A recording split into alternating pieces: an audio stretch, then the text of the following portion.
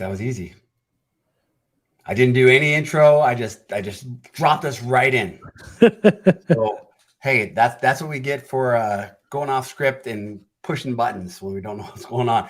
Hello, welcome. It is another episode of Spring Office Hours. My name is DaShaun, and with me, as always, my good friend, brilliant Dan Vega, the real Dan Vega. Oh, the real. How's it going? How are you doing? I miss you. I know. I was sick last week and I was down and out. I always somehow escaped the sickness. The entire family got sick. I was like, "Oh, I'm immune to all this sickness. I never get sick." And then sure enough, I got sick at the end of last week. So I'm still not great, but I am fighting through it. The show must go on. So I'm getting through it. Simon's here. Simon was in my live stream this morning and the Golden Path to Spring one. So he is on top of it today. He was on my live stream yesterday or the day before as well. Good stuff. I brought him on. I brought him into the show. Hey, everybody that's saying hello, let us know where you're from. It's always fun to see where everybody's joining us from. First time, welcome. So what's happened? What have you been working on? You were sick, not feeling the best. The family's recovering. What are you doing when you're not feeling the best and everybody else is recovered? Everybody else is going outside playing. What are you doing? Yeah, well, unfortunately, nobody's like, well, I guess our oldest daughter is doing a little bit better. So she's back in school, but everybody else is still sick. So I'm part-time taking care of people, part-time trying to take care of myself. And then in the middle of that, I decided last week that I wanted to start streaming more on my channel. And this would just be a chance for me to write code. And I thought like a really good use case for this was, hey, I put these demos together for these YouTube videos or for this show or whatever. I'm trying to work on a presentation next week for Spring Boot 3. I put these these demos together, and instead of doing this by myself, why don't I do it with some friends? So what I've been doing is just jumping online, and right now I'm working through Spring Shell. So I've done 3 live streams on Spring Shell. We built a little dad joke generator this morning. So right from your shell, you could just say DJ and it'll generate like a random dad joke. We haven't finished that yet, but we're going to finish that up tomorrow, I think. So having fun with that. You're generating dad jokes? Well, we're calling an API to get a random dad joke. But I'm not asking ChatGPT for a dad joke. I don't think it'd be that great. So, but yeah, so just live streaming, and then I use a different live streaming software than we use for this show, because we use like the corporate stuff for all of our shows here. Then I use a different software because I like it because it like gives me some like more customizations, and I can like play like music through it and do some fun things. So I'm just getting used to that. This is really just me having fun, trying to get used to that software and, just get back to streaming. Because, as we talked about, when we plan shows like this, there's some planning that goes into it. We don't just jump on the air. We try to put a plan together for these types of shows. And for that, I just jump on and code and show how vulnerable we are when it comes to writing code online. I'm like, this morning I was like, Simon actually made a suggestion, like, why not just use the HTTP client here? And I'm like, oh, that's a great idea. Let's try that. And I'm like, holy crap, I haven't used that in forever. Let me look up how to use that again. Yep. So yeah, just having fun with live streaming. How about you? What have you been working on? So I've been noodling on this Barbecue Wednesday example, reference implementation, building an app. I'm doing it with my kids, Nice. just building something. So instead of doing that as a live stream, I'm actually taking time. I'm going to edit. I'm going to put together a little series of videos. I've also been live streaming a little bit around the cloud native build packs and trying to get the work that I've been working on for the past couple of years, trying to get that upstreamed. So an open source contribution that's pretty significant, trying to get it upstreamed into Paketo. So Nice. that's been a big part of my focus. There was actually a question before the stream started, there was a question about migrating, upgrading to Spring Boot 3. This has been a real kind of high priority topic for me. And the question that was before the stream is actually around using TAS, Cloud Foundry. So I've actually been doing some work on Cloud Foundry, upgrading Cloud Foundry, improving workloads that are already running on Cloud Foundry or TAS or others, and getting the most out of what you have for infrastructure. Awesome. Do you enjoy gaming? SCU James asked you, do you enjoy gaming? No, I don't. I used to play video games when I was younger, but these days it's funny enough, my youngest daughter loves Mario, so we look on YouTube and we found somebody playing like the newest Mario video game, and so she watches this on YouTube, somebody else playing Mario, and I'm just like, well, this game looks fun, but it also looks like a huge time suck, and I just don't have time for it. So, but yeah, I enjoy them. I have no time for them. I purchased just yesterday a gaming PC. Nice. So I have kids. I have 4 kids, and we have various devices around the house, but we didn't have anything that could handle the Valve Index. So I went out and bought something that could handle the Valve Index. What is the Valve Index? It's one of the VR. So it's like a Oculus Quest. Gotcha. It's made by Steam. Okay, cool. And Lee was the person who recommended it to me, put it on my radar. Nice. And what happened was my father-in-law bought Oculus for my son, and I had already purchased this Valve Index. Oh, so nice. I wasn't able to give my son the Valve Index for Christmas, so it's been in a box. It's unboxed to this day, unboxed. But I have now a gaming machine that I can hook it up with. So we've done a lot of changes around the house, and we're gonna have a good spot.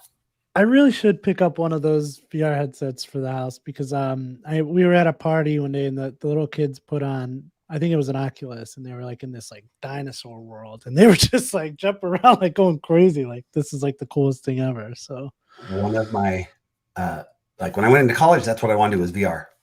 Yeah, I worked on a couple of projects that went to SIGGRAPH, VR based projects, a virtual pipeline, a virtual campus at Iowa State. And one of the things that I did a lot when I moved to Kansas City after graduating was every job that I worked at, I created a like Doom or a Quake map of my office building. That was like a big fun thing for me. So I had all these Quake maps and Doom maps of different office buildings around Kansas City. And that's how I had fun. So now I was thinking about, that'd be fun to go back, go revisit some of those, except having it the plus version of being fully VR immersive. Awesome. So, hey, Sandro, I got your question. I have your Stack Overflow. I haven't been able to take a look at it yet, but I did get it, and I am going to take a look at it. Let's jump right to this. A lot of our customers, a lot of our community is upgrading. We see that Spring Boot 3 is out there, and we want to figure out, how do I get my Spring Boot 2 workloads up to Spring Boot 3? And a lot of customers, the thing that seems to be the stickiest point is Spring security. Why do you think that is, Dan? I think I have an idea of why that is, but why do you think that is?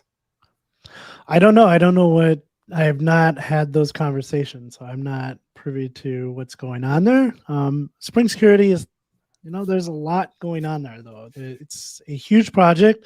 It covers a lot of different things. There are a lot of different ways that you can use security in your applications, and there are a lot of different components that you can kind of interact with. So that on top of, hey, we deprecated and removed a few things in Spring Security 6. That right there. So that could definitely that's what I think is the biggest that. problem. That's what I think is the biggest problem. So I've only helped a couple of customers, a couple of people in the community. I've only helped a few get over. And my solution, which is not the best solution, my solution was, hey, let's take a look at that base template that the team put out. Do you know which one I'm referring to? Where it's like, hey, here's Spring Security configured. I'm going to try to find that. But I basically said, hey, let's look at this base template and let's see what we need and what we don't need based on what you have implemented with Spring Boot 2. Let's do a comparison, because a lot of times what I think is trying to happen is they're trying to find the matching. They're trying to copy and paste what they had in Spring Boot 2 and use it the same way in Spring Boot 3. And Yeah, that won't work. Right? So with that said, what is the pattern? We have to figure out, like, hey, these things aren't needed. And there's a lot under that umbrella of Spring security. So coming up with a recipe, coming up with a programmatic way of saying, here's what you have typically in Spring Boot 2, and here's what you need in Spring Boot 3. How do we do that transformation automatically? Repeatedly across a multitude of applications. That's the key. So that's what I'm working on. And I'm working with customers. And Sandro, thank you for sharing. I need, the more information I have, the more people, the more projects that I can find that are stuck with that migration, the better chance I have of delivering a recipe, an open reroute recipe that can help more people do this automatically. Because wouldn't it be nice? I think this is the goal for everybody, is that, hey, here's my Spring Boot 2 application. It has some Spring security functionality in it. I would like to migrate to Spring Boot 3. Where's the recipe? Like, I just want an automatic button that says, hey, I'm covered and my test passed and everything's good and I can go on. That's the goal. Cool. So what do we have in store for today? What are we talking about today? Well, let's jump. I'm going to throw your screen up there. Let's go into the calendar since you already have your screen there. All right. I'll talk about one thing before I get into the calendar. Okay. The Golden Path to Spring 1, which I was just a host of. If you were here an hour ago, or 2 hours ago now, I had the great Matt Rabel on. We talked about microservices in Spring Boot with Jay Hipster, reactive microservices to be specific. That was a lot of fun. So this is a show that airs every Tuesday, Thursday at 2 p.m. Eastern as we march towards Spring 1 at VMware Explorer in August of 2023. Which happens to start on August 21st, which is my birthday. So you better show up for my birthday party. We're doing the birthday party in where? Where's it at? Vegas. And Vegas, baby. Spell Vegas without Vega. That's a really good point. Really good point. This show is awesome. I'm just like scrolling through here every time, looking at these speakers that we have, and I'm really excited. I can't wait till Thursday. Marco Codes is one of my favorites. So I can't wait to watch that. Go ahead and check out the lineup of speakers we have. Really great stuff. So on to the calendar. Today is way down here. Today is the last day of February. We are almost at March. This is happy times. February one of my favorite days of the year is when we spring forward. Oh, we're almost there. When is that? When do we spring forward? That is 2 weeks from previous Sunday, so less than 2 weeks. It's March 12th. Okay. So I'm looking forward to that. Other than that, not much happening today in the world of releases. But yesterday, Spring Shell 3.1.0 Milestone 1 was released. So hey, Spring Shell's been on my mind. We've done some things on that. Later this week, Spring Framework 6.0.6, I believe. And I don't want to go too much into this because I don't know what I want to talk about here, but there was some like things that came up in the latest version of Spring Boot. So I think that this release was not planned for tomorrow or for Thursday. I think this is a patch to fix a couple things. One of which was, I saw a couple people online referencing this. They had some configuration classes and they weren't getting picked up, and it had to do with like a space in the name of like if there was a space in like the folder name or the project name. I just like started reading about this. I don't have a lot of information on it yet. I will share more when I find out more, but I believe that's what this is. If it's not, I will go ahead and point that out when I find out more. But take a look at Spring Framework 6.0.6 later this week. So that's my calendar. Golden Path to Spring 1. I did have just two quick things I wanted to share. I saw this tweet and I thought it was real important we share it. It says, kudos to Spring Central and Graal VM team switching to a native image was as simple as adding one Gradle plugin and one line change in my GitHub workflow to use GraalVM. Starts 50 times faster and uses 1/5 of the memory. Game changer. I mean, does that not just warm your heart, DaShaun? It does, all the way through. I actually printed that one off. Nice. Printed it off because it was good. It was solid. So good to see. And then I just found out about this link. We've been talking about Project Loom and web applications. There was a blog post on spring.io/blog, web applications and Project Loom.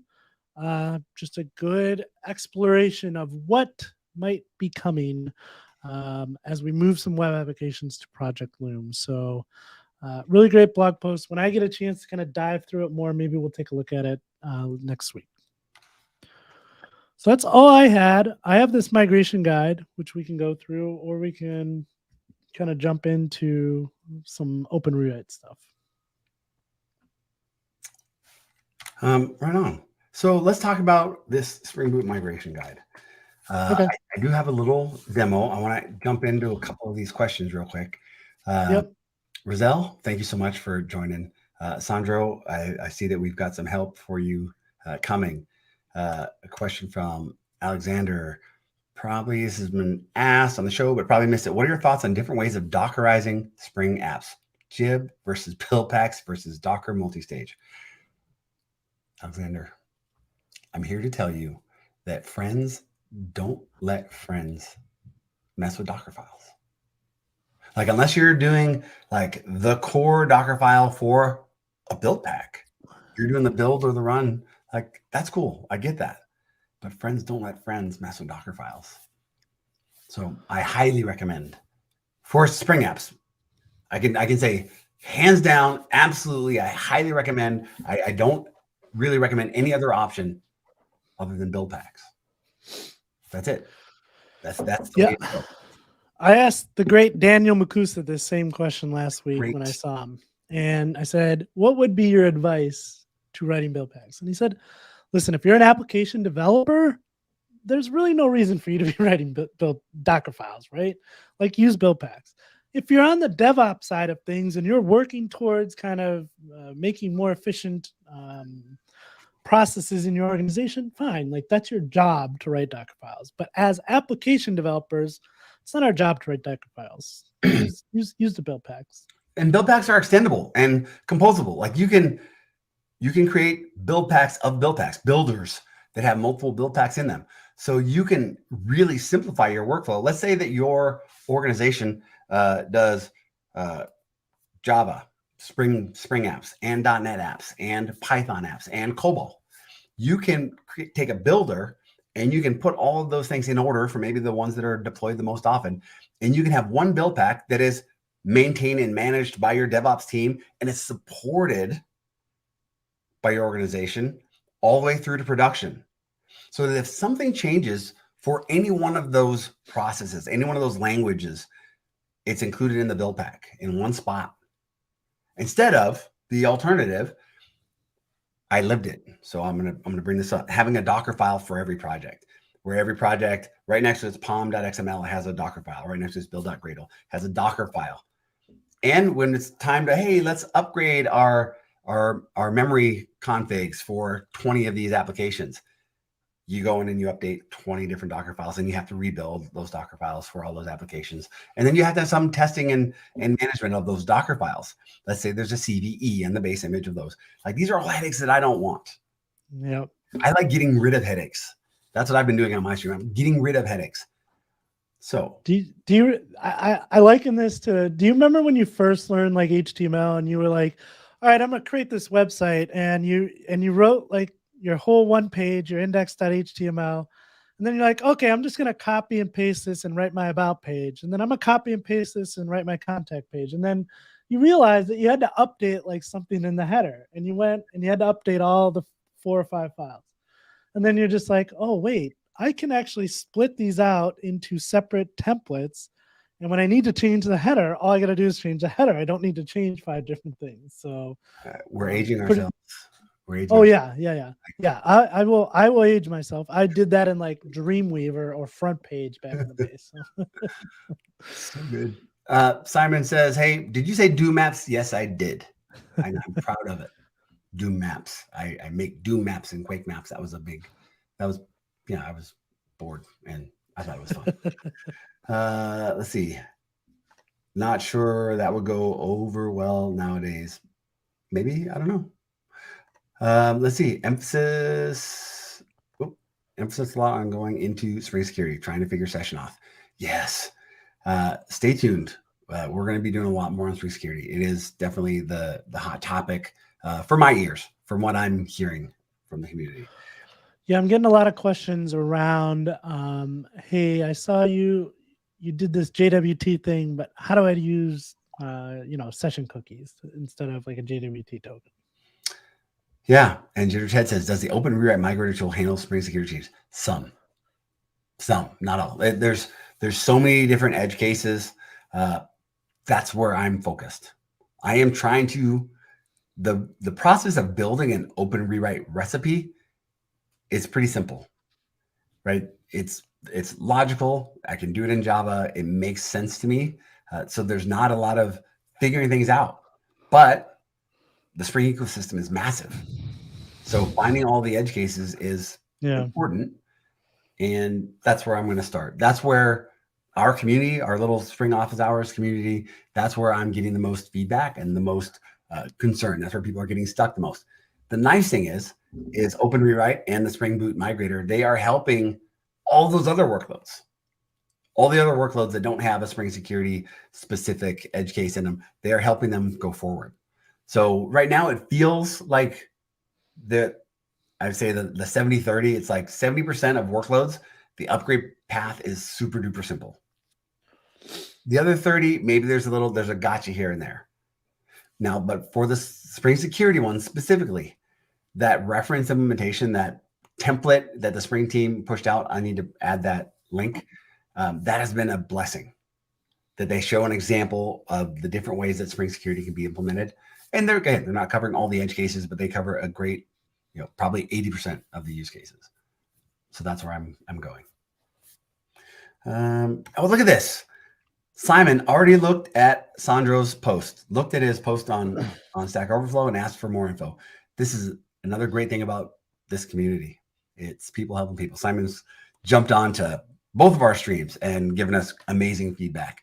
That's the nice thing about having a live stream. It's a two-way street.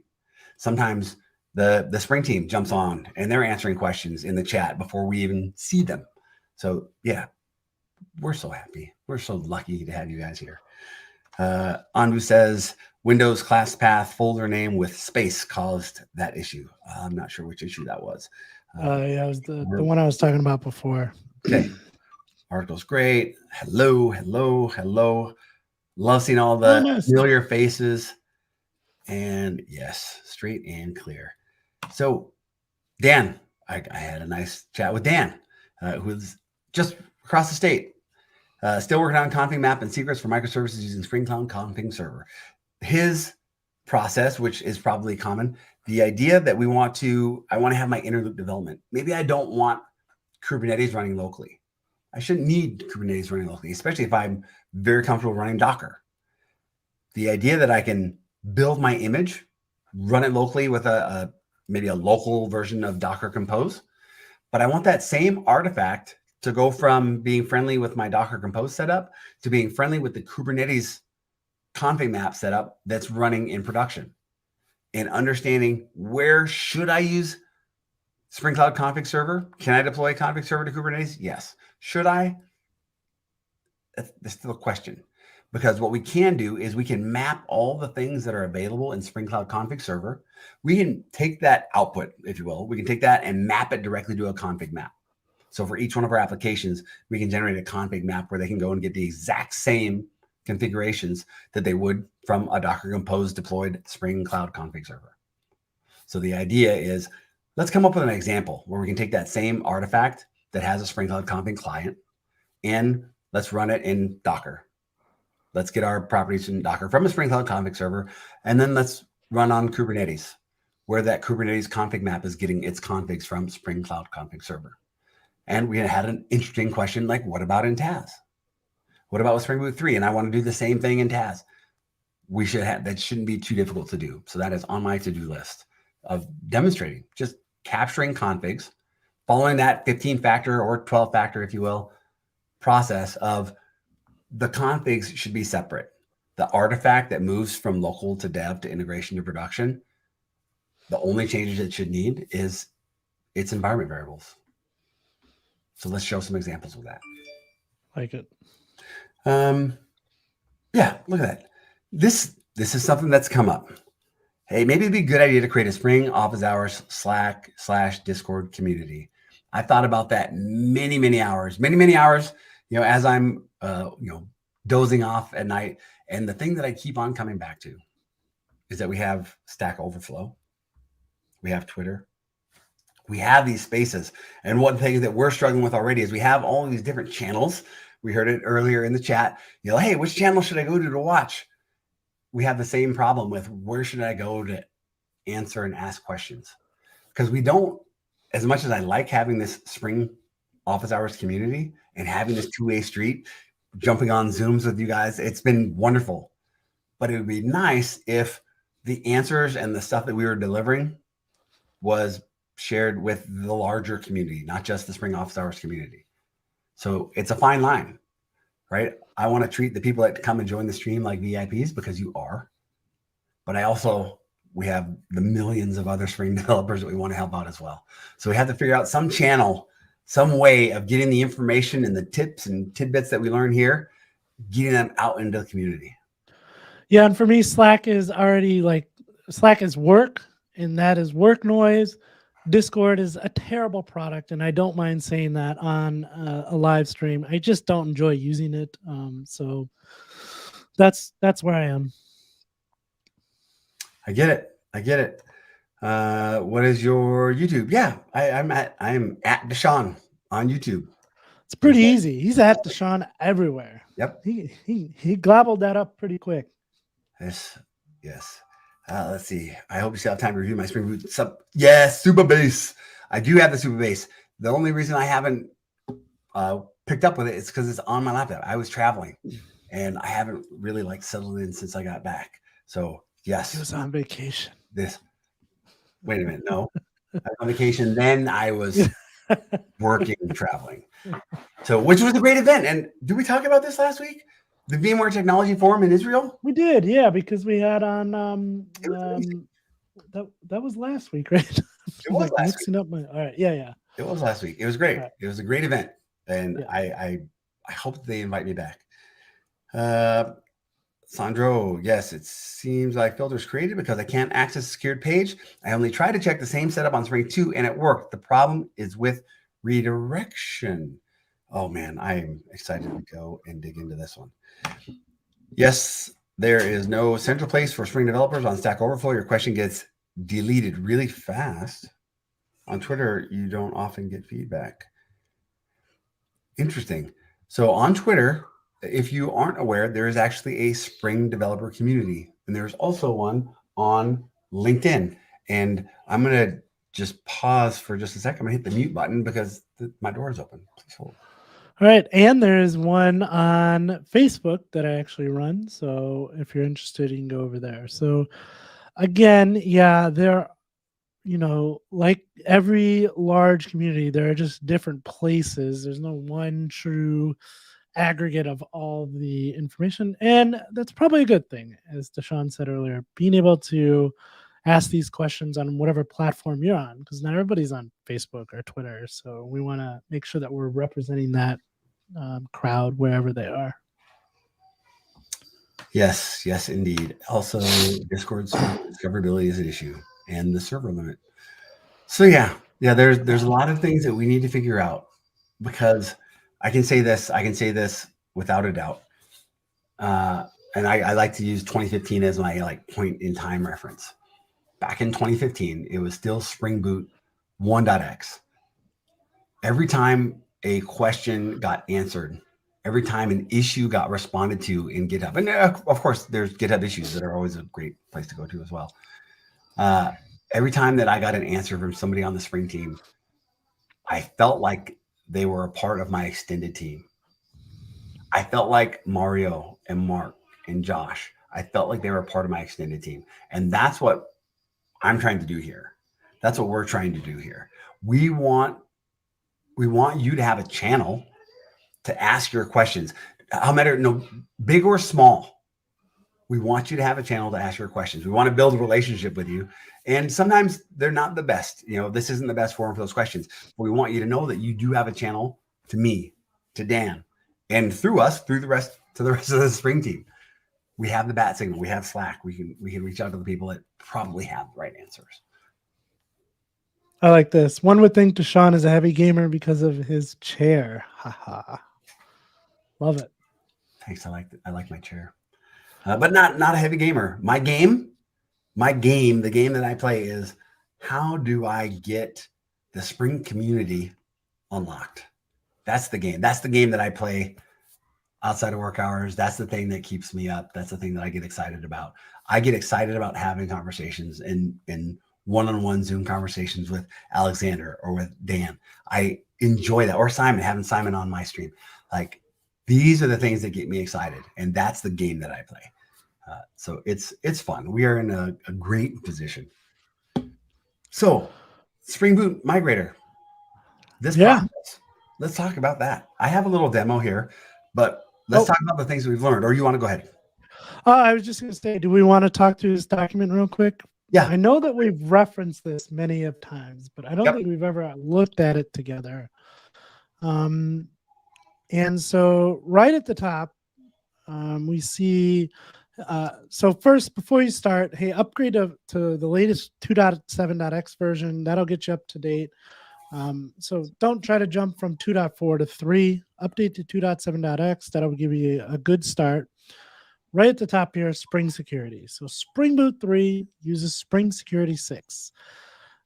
In Spring Security 5.8, some changes were made. In 6, these changes were now removed. Like, anything that was marked for deprecation was removed in Spring Security 6.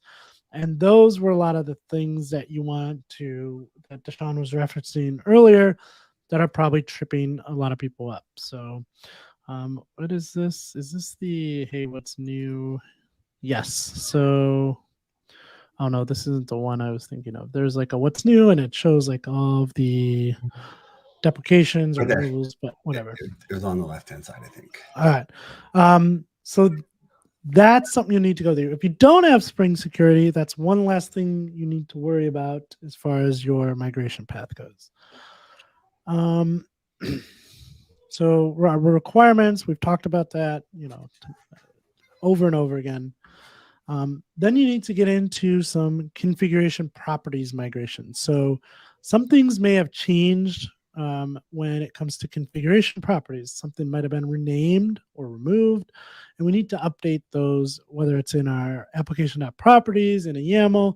Maybe we have a central like Spring Cloud config server that stores all of this stuff. You can easily do this by adding a migrator to Maven. Now, is there something in Open Rewrite that does this, or am I doing this still? So this is a tricky question here. So there is this option of adding this property and having it done that way. I've actually been leaning towards the Open Rewrite recipes. There's a recipe that kind of handles that. I believe that this is just around that recipe. Right. Well, yeah, this is if you're doing it manually, right? Yep. This is kind of the manual process. If you want to go through and do these and like create a checklist of things to do. But yeah, if we're using Open Rewrite, I would not want to do this manually. This is something I would want to kind of automate, if you will. Because, for me, maybe I'm just upgrading one particular project. For most of you in larger organizations, this is something that you're going to have to repeat. So getting this done in like an Open Rewrite fashion where you can do it on one project, see how it works, and then repeat that process on every other project. That's really where you want to be at. And then it goes into Spring Framework 6. We've talked about Jakarta, so the big move to Jakarta EE 9 and 10. So there's going to have to be some changes there. There are a number of tools that can help with this, including open rewrite recipes. So that's really cool to see. I know you're going to talk about this, DaShaun, but open rewrite, Spring Boot migrator, which one should I use? Like, what am I looking for? You know what? Let's see. Do you have a link to the Spring Boot migrator? It's an experimental project. There we go. I don't have. I'm on a different computer, so I'm not like super. I have it here. Awesome. So let's take a look at the Spring Boot migrator. Can you go up to the issues? Like this thing is getting used. It's a very manual way forward, but it's getting used. There's tons of issues open. There's tons of pull requests open. This is an active project, but it's a little bit behind. So it needs a little bit of help. I'm asking, maybe you can help. So some of the things that you might see, the differences, what you might get from start.sprint.io versus what you're going to see as an output from here are going to be a little bit different. When I was doing this demo a couple of weeks ago, it wasn't recognizing that my 2.7.9 version was 2.7.9. It was recognizing it as 2.7.3. Easy fix. I think that actually got fixed already in the Spring Boot migrator. So it's very active. And it is I like this too. Good first issue. So if you want to join, if you want to contribute to an open source project, these are always really great to get started with. And there's a bunch of them. The tool is super slick. It demos really, really well. And if you're doing one or two projects, it's a great way to introduce somebody to open rewrite. It's a great way of introducing and moving a bunch of projects forward in the manual process. Cool. And then also, if you're using like IntelliJ IDEA, there's ways to move from Java EE to Jakarta EE right in your IDE. So if you're going the manual route, that's one way that you can do it. Oh, I know Josh was very bummed about this. The image banner support removed. Oh, sorry, Josh. We knew it was coming. Yeah, and then I'm not going to go through every one of these. So check through these. Web application changes. This was a big one. So if you haven't seen this yet, the Spring MVC and Webflux URL matching.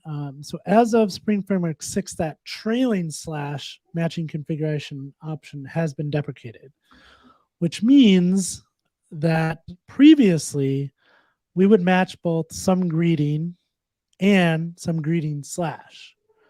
And so if either of those were there, we would know and we would hit this particular method.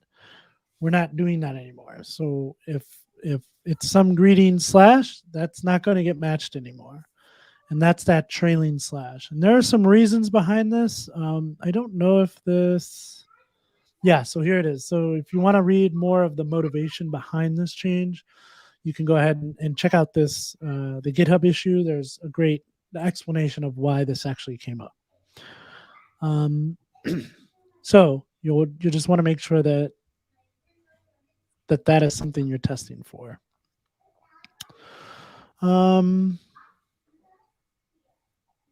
Nothing. I mean, again, these are things that you're going to want to go through to see if you're using, and obviously adjust as you're migrating. I'm just trying to think of anything else that's like really big on my list here. Again, really depending on what you're using. So we have things specific to Flyway, Hibernate, R2DBC, Elasticsearch. Goes more into the Spring security changes. Here's the migration guide. I think that's all I wanted to cover. Greening ear to ear. I'm going to jump through. Eric is in Brazil. Eric, there are definitely other Spring experts in Brazil. Jump on Twitter. Stay tuned. I'll see if I can post some of those friends here in the chat. John says, "Hey, last time DaShaun was in Israel, you had a special guest. Bring more people like that on the channel. DaShaun's no good. Get DaShaun out of here and bring others into the show." I get it. I agree. Let's get some other people in here to the show. I know we had a request for Ryan Baxter, who is leading up the Spring Cloud Kubernetes project, and we're going to get him on as soon as we can get his calendar, get him some free time that fits with our office hour schedule. Oh, yeah. I won't throw this date out there, but I believe we have one. So Said downside of that is never getting around to actually fixing those properties. I get it. Yeah, lean into the automation. So as I'm doing this, I can see that I need to look into open rewrite, have them on a repo at work. Yes. And I want to know how that goes. And if you get stuck with anything, you know how to get a hold of me. I'm at DaShaun. Please, like, take this for a spin. Let's get you upgraded to Spring Boot 3. Let's do that. Look at this. I opened an issue which was quickly resolved, but is pending the next SBM release. Still, that's pretty awesome. And if you were paying attention to the calendar.spring.io, things are coming out so fast. So just stay tuned. I'm sure that that's going to be there. And I'm going to say this. Do as I say, not as I do. I have been one of those people that has said, hey, that PR is there. I know it's going to be in the next release. Let me copy that patch. Let me take a patched version and let me run it for now, since I'm not going to release it for later. I'll put it on a branch and I'll use that patched version on a branch in my code for development and integration. I'll test it out before that's coming. That's an okay thing to do. It's okay to look ahead and prepare for changes that are coming from the upstream. I like that. Like Simon's already answering. Simon is answering Sandro's question. He's already looked at the repository. He says, look, you're doing a redirect to a Git URL, but you only support post on that URL. So, Sandro, I hope that you take a look at Simon's response here, and we'll see. If you perform logging, you'll see that you're getting resolved. Request method Git is not supported. Look at that. Simon's been learning. I think this is just obvious. Simon has been joining the Spring Office Hours regularly. He has been learning. He's been soaking it in, and now he's giving it back. He's doing professional bug hunting. Get some money out of that. We are on Spring Boot 2.5, so a long way to go. No, it's not a long way. You're going to see open rewrite. These open rewrite recipes, there's recipes that can actually get you from 1.x versions of Spring Boot all the way up to 3.x for most of your use cases, most workloads. If you open default page / click the post button, you will have a login page. When you enter credentials, you must be redirected to the home page, but it doesn't do it. And I think what I'm reading is that the home page is a post and not a Git. So it has different behavior in 2, correct for me, and different in 3, wrong for me. Okay. It's really not that bad. Yeah, the upgrade process isn't that bad. Just do yourself a favor. Yeah, go from 2.5 to 2.7. Massive improvements. So one of the questions that I ask customers, one of the questions that I ask orgs is that, where are you today? If you've already upgraded from 2.5 to 2.7 or 2.1 to 2.7, if you've already done that, have you upgraded to Spring Boot or to Java 17? The Java 17 performance boost is massive. So there are customers that are trying to get from Java 8 up to Java 17. That leap is not that big. That leap is not that big. And there are recipes to help you make the necessary changes between Java 8 and Java 17. So you need to take a look at that. There's a lot of automation. The rules they're not changing. They're not dynamic, right? There's a set number of things like, hey, these are the things that broke between these versions. These are the things you need to change. These are the things that were deprecated. That list is finite. And that list for the Java upgrade, that list has been captured time and time again in a plethora of ways, whether it's in your IDE or an open rewrite recipe. So that should not be preventing anybody from getting to Java 17. Get to Java 17, get all the performance boost out of that, make sure you're measuring it, and then get up to Spring Boot 3. That is the key. Make sure that you can get your workloads, get as many of your workloads up to Java 17 first before you start migrating towards Spring Boot 3. I don't think that Simon was saying skip 2.6. I think he was saying, hey, it's pretty painless. And Simon, 2 and 3, I mean versions of Spring. Got it. And use 3.0 instead of why. I wonder why this is. I just the latest. It's just the space in the folder name thing. But you can use 3.0.3 as long as you don't have a space on Windows in a project name, which hopefully as most of us. This is coming. I feel like Simon is taking care of Sandro's issue. Simon is on the case. This is great. So we just got from Java 8 to Java 11 last month. Now I need to convince my boss to focus on Java. The 11 to 17 jump is not that bad. Much easier than the 8 to 11. Would you agree? I would say yes, get to Java 17 as fast as you can. I have a question. Because I will say this, like, it was nice that you made the jump to 11, but we are moving very fast. Java 20 is coming out next month. Java 21 at the end of the year is the next LTS version. The longer you take to get up to like 17, which I think is like, it's the current LTS, right? The longer you take to get there, you're just going to be more and more behind. And it's just like the farther you fall in the quicksand, the harder it is to get out of there. So, and I know it's not an easy task in large organizations. I realize that. Yep. Christopher, this is the same. I can't think of anybody saying, hey, I ran into this really sticky issue upgrading from Java 11 to 17. Yeah. And gotcha. Yeah. I like, did you put jitter TEDs up there? Just don't put spaces in files and directories. So let's jump into a quick demo. This is one that I've already delivered. So let's see what it looks like. I'm going to go through an example here of just building a Spring Boot 2.7 application and upgrading it to Spring Boot 3. Sounds simple, right? So just make sure that you've got Java version 17. Then what I'm doing is I'm using curl just because this is a command line demo. I'm calling out to start.spring.io and I'm grabbing a project. And then after that, I'm initting that project and just saying, hey, this is what I got from Initializer. So nothing fancy. These are the things got put into my repository. Next thing, I'm just doing a clean package. Let's clean this up and let's start this application. I put the -q so you're not seeing a whole bunch of the process. Oh, I should make this like pretty. Let's see if I can make it pretty.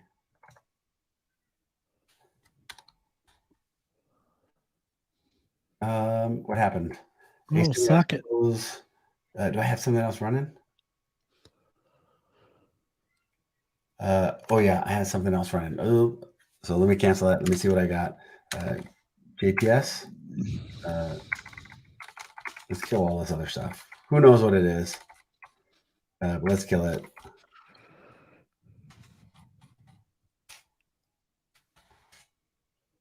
Oh, I know what it is. It's a Docker thing. Sorry. I mean, it's a demo. Of course, it's going to work. And then Docker's not running. Like what? Wait, which box am I even on? Just while you're looking at this, recent comment on Spring Boot says the character encoding was not specific to Windows. All right. Also, LTS is just about support, not stability. There's no good reason to limit upgrades to LTS. True, but in big orgs, support is kind of important sometimes. So, but I agree. There we go.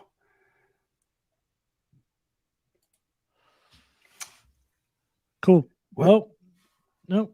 Oh, no. Ha. That was nothing. It was working just fine. We skipped the important parts. So I did my clean package. I started it. I skipped the test, of course, because we're professionals here. It started up in 1.684 seconds. And then I ran a test. I immediately hit that actuator endpoint to validate it. That test passed. Hey, it's up. And then I said, hey, let's take a look at the memory. Let's see how much memory this version, this 2.7.9 version, let's see how much memory that's using. It was 177 megs. Cool. And then I said, let's kill it. So this is just a side effect of killing that process that I started in the background. So let's keep on going. Now I'm going to run these open rewrite rules. The first one here is, hey, let's just run this rewrite Spring, grab the latest, and upgrade Spring Boot 3.0. This is a recipe that's available. You can run this command. I didn't change a POM file. I'm just running the plugin from the command line. So I haven't changed anything. Now it's running this remove duplicate dependencies, because for some project that I had, it was creating duplicate dependencies, and this is going to remove them. So in my pom.xml, I won't have duplicate dependencies.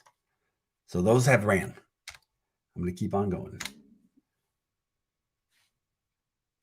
One more time. So now I've upgraded, I've removed my dependencies. Now let's do that clean package Spring Boot start again. This time starts 1.795 seconds.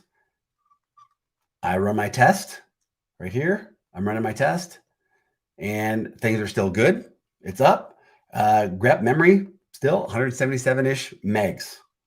Then I kill it, stop it, and now we're good. Now, because now we're at Spring Boot 3, let's take a look. We're at 303, the latest and greatest. Now let's keep on going. What does this look like? One more time. Let's do the native compilation. This is going to take a little bit. This is running on an x86 machine, and it's going to do all the GraalVM stuff. So this is where we can pause and talk. The ease of upgrading from a 2.7 to a 3.0 with just a couple of commands. That was it. That process of upgrading is going to cover a lot of your use cases. There's going to be a lot of workloads that can be upgraded that easy. Maybe there's more than one recipe. Maybe there's a flybase or a flyway recipe that needs to get added. Maybe there's some other Oracle recipe that needs to get added. But the process of using Open Rewrite to automatically handle those updates is super powerful. So my first question would be, where did you find that recipe? And can you look at that recipe to say, here's what's included, here's what we're going to do in this recipe? Yes. So I found that recipe on Open Rewrite. I'm not going to switch over because I'm afraid that my screen is going to go. This is still running. All right. But I found the recipe on Open Rewrite. I used the defaults. And what's happening, what orgs are doing is we want to kind of stack these things. We want to make it automatic. I don't want to have to go and manually check a project, especially if I have hundreds or even thousands of applications that are trying to do this migration process. We want to make it as easy as possible, and Open Rewrite is the key. And I think that I asked you this when you were on stream, but I would want to go, if I was going to do this and I was making a bunch of changes, I would want to like see them incrementally, especially like in a Git repository. Yep. So that, okay, let me step through each, almost do like a code review with my team. Okay, let's look over these, see what it's doing, see what it's done, approve, just so we can all kind of sign off on that change, if you will. Yeah. So these recipes, they don't have to be just the open source recipes that are being pulled down. The recipes are also easy to create. Nice. So for orgs that have their own custom wrappers, their own custom things that they're doing, let me go. I think it worked. I think it finished. I had to click it, and I don't know if I did click it in time. Let me jump here, and then I'll come right back. So what we did was we did the native compilation. We started it up. I didn't hit the allow button, so let me do that again. Target. Hello. Example. /target demo. So here's my thing. It started in 0.097 seconds. I'm going to go hit this allow button up here so I can allow traffic. And then I'm going to, I needed to run that in the background. It started up that fast. I want to open up another tab. Hello. I don't know that box's IP address. Please hold. Let's see if I can do this. It's a demo. Like, what could possibly go wrong? Let's copy this IP. Let's go HTTP 80. This IP address 8080 actuator health. Cool. It's up. So I hit that service that was up and running. We can see that I hit it. And then let's on that box, I got an SSH to that box. My process ID is 84258. Let's do that same process, VM app, that process ID, pipe grep, physical. Oops.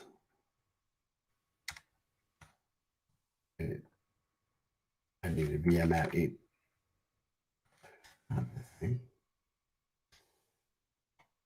84258. 84258. 35 megs. So if we remember those values from before, it was 177 megs down to 35 megs. But I didn't open up my IDE. I didn't do any code changes. We generated something. There was an application that worked. We upgraded to Spring Boot 3. Then we made it a native application, and I didn't open up my IDE. I used Open Rewrite, and it's now done. But now the question is like, well, but what was done? So let's do this. Close this one. Stop our process, and let's see like what was actually done. Hello. I want to kill that process. Machine. Let's see if we can do it. Go. All right, there. Process is done. Let's look at git log. It only has my initializer change, git status. Oh, wait. I see a modified pom.xml. So I didn't commit those things. Let's do a git diff on the pom.xml and let's see exactly what was changed. So by running those two things, by running my open rewrite rules, here's what's changed. It knew how to change the version from 3.0.3 to 2.7.9. That's great. It also added this org glassfist jaxb runtime. That's part of the recipe. But that's the only changes that have happened. So those two rewrite rules, this is the delta. So I can choose to commit it or not. Does that make sense? I could do that same thing after each recipe. I could go and validate it and say, hey, what's the delta? What did it do? Probably a good idea to put this on a branch. Validate on a branch. But then once you've figured out the patterns for your organization, hey, most of our projects, again, just like we copy and paste from our index to our about and our other pages, a lot of organizations are going to do the same thing. Or maybe they have an initializer or something like that, that they've got these adopted, approved patterns for the way that they deliver things to production. And you're going to find a recipe that matches most of those workloads that are on their way to production. Maybe it's certificates. Maybe it's the way that things are handled with authenticate. Maybe it's Spring Security. Maybe it's the wrapper around your database connection pooling. But there's going to be recipes for how that works. And if you can generate that recipe, it's not a manual process for every other person in your org to go and upgrade something. It can be automatic. And that's super powerful. So the other option is the Spring Boot Migrator. Let me see if I can do that. I'm going to stop sharing for just a sec while I try to pull up another screen. But did that make sense? Yeah, totally. I love it. I like the idea too of, it really being a starting point for an organization. Like let's look through this recipe, see what applies to us. Maybe we can break it up into chunks and like add different recipes to this, and maybe we have our own that we need to work on. So yeah, exciting. I'm also excited about the migrator because you showed me a little bit of a UI the other day and it looked pretty cool. Oh, look at this. Dan says my video is lagging too. Has anybody noticed? Because I'm seeing a little bit of lag with Dan. Dan Ido, I bet it's Ido, is seeing a little bit of lag with my video. Is anybody else noticing? Help us understand because we want to get this thing fixed.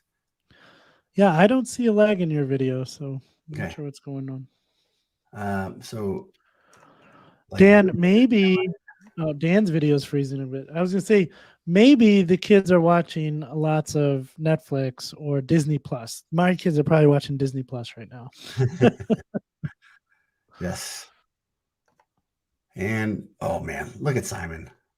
My video's lagging, or it's just me. It could just be me too. That's why I was wondering about Dan Vega's video. It might just be me. Dan's video has been freezing a bit. So okay. So it's not just me. Dan just lagged a bit. So yeah, video has been fine. So yeah, we might have some things to look at. Weird. Yeah.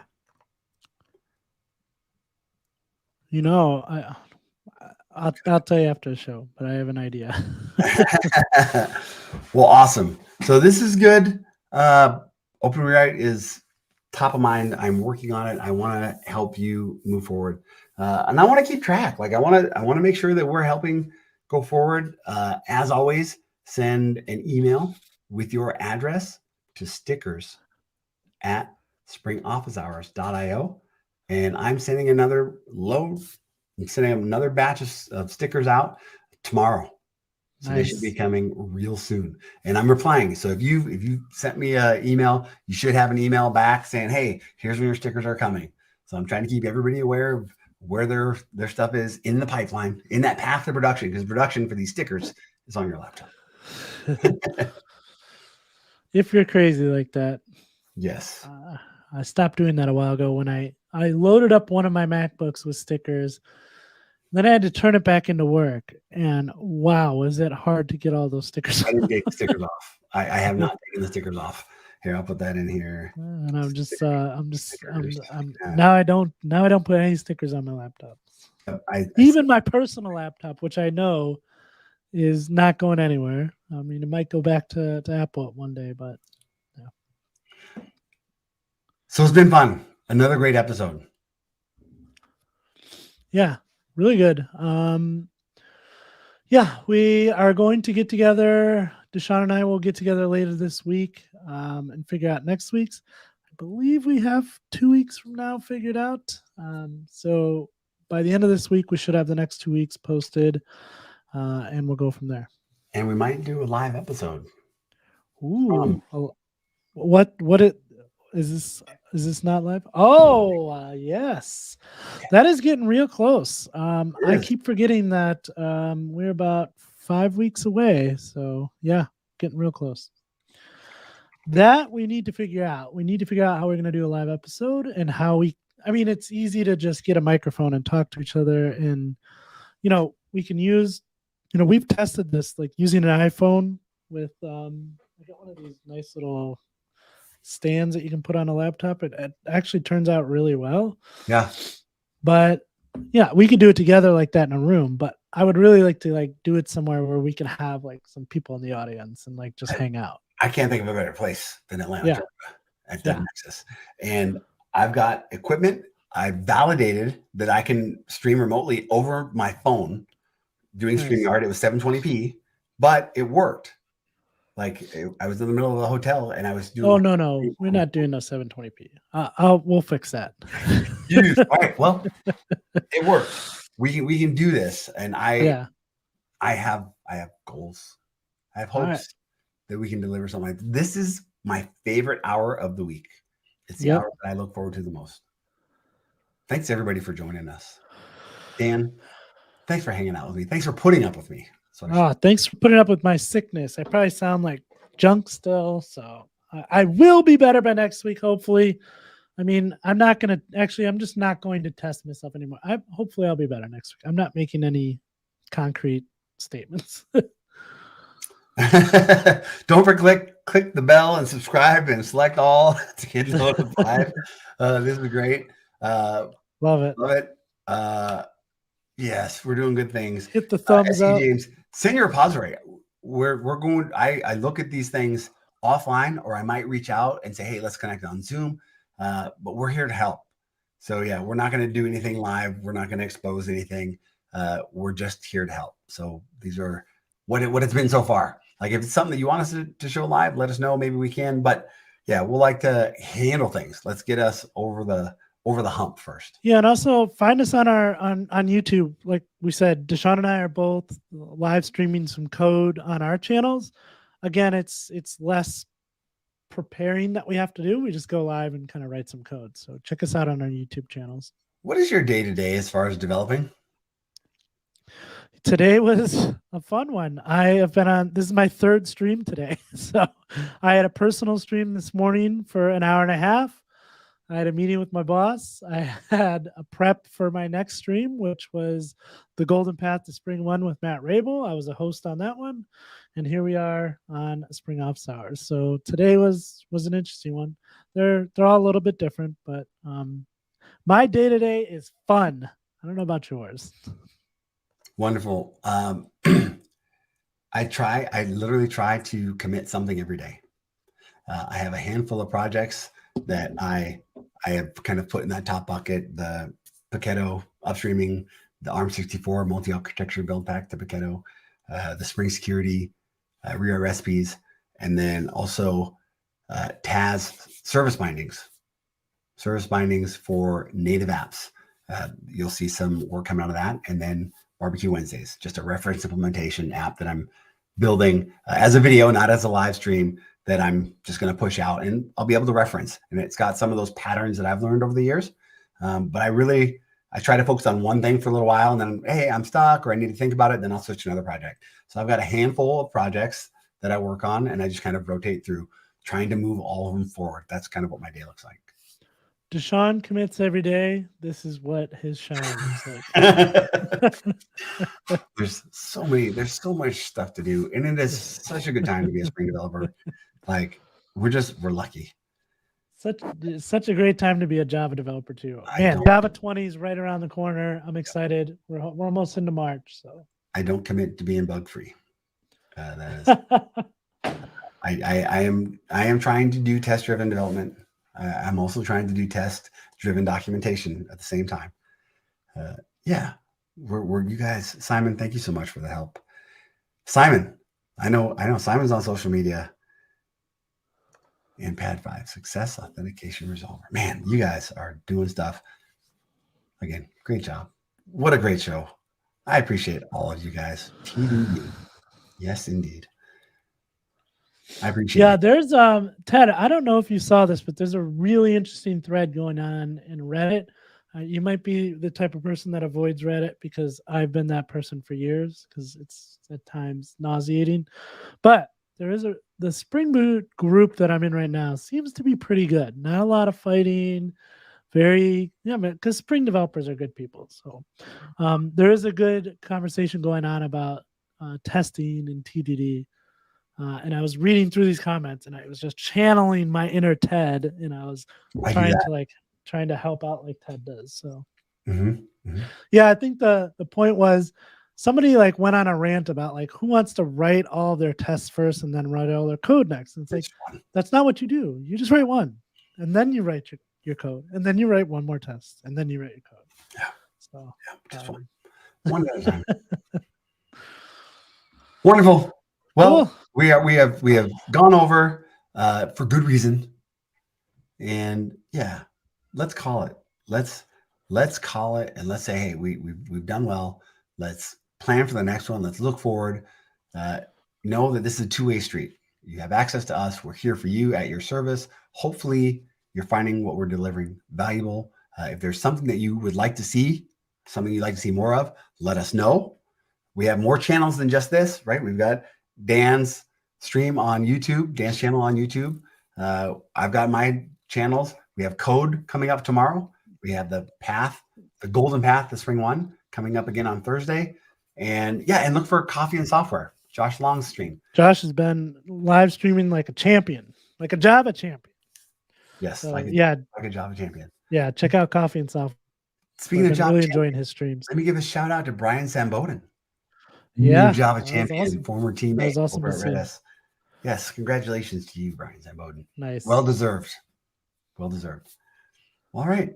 # goals. Thank you, everybody. We'll see you next time. Spring office hours. Thanks, everyone. We'll see you next week.